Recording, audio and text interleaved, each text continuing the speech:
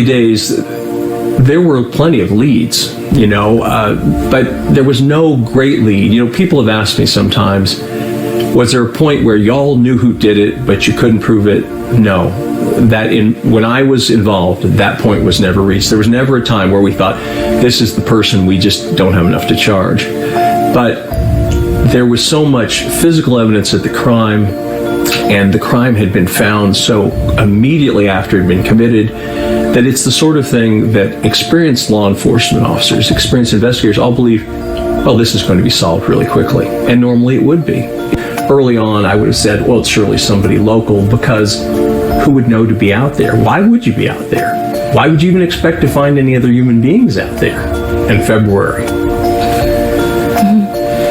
It's broad daylight. This is something that needs to be emphasized. This is not like these girls were in a back alley in the middle of the night. They're in broad daylight in Carroll County, Indiana.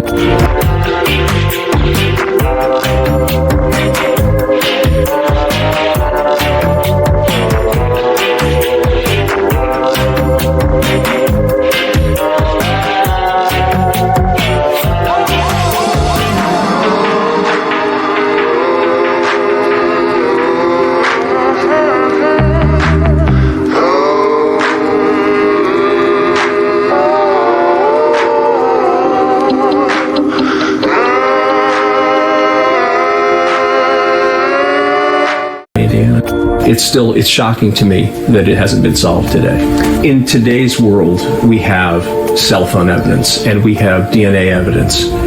But if you had been a police officer in 1960 and you had arrived at this crime scene with the traditional physical evidence that was there, and then not to mention the fact, of course, we had video and audio of the person I think certainly killed the girls, you would be certain you were going to catch them within 48 hours.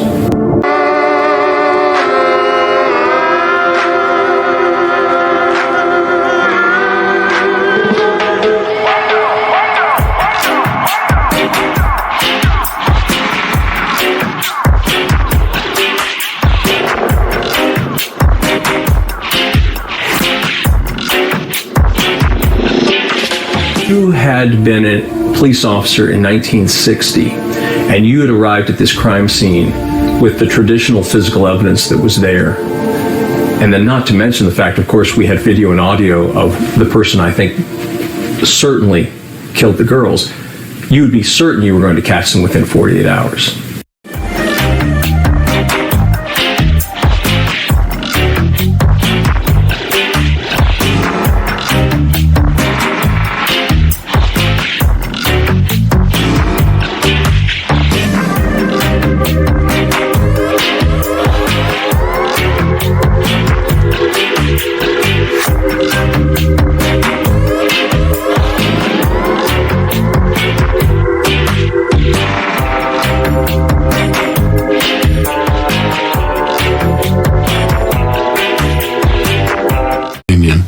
And so, we wanted to convey that message that this was solely related to, or isolated, if you will, to these individuals involved. And so there was no factual information to believe that we were dealing with an ongoing situation with someone out there in the community. So I felt assured that, and still feel that way, honestly, that this is something that the community is safe in what's taking place in Carroll County.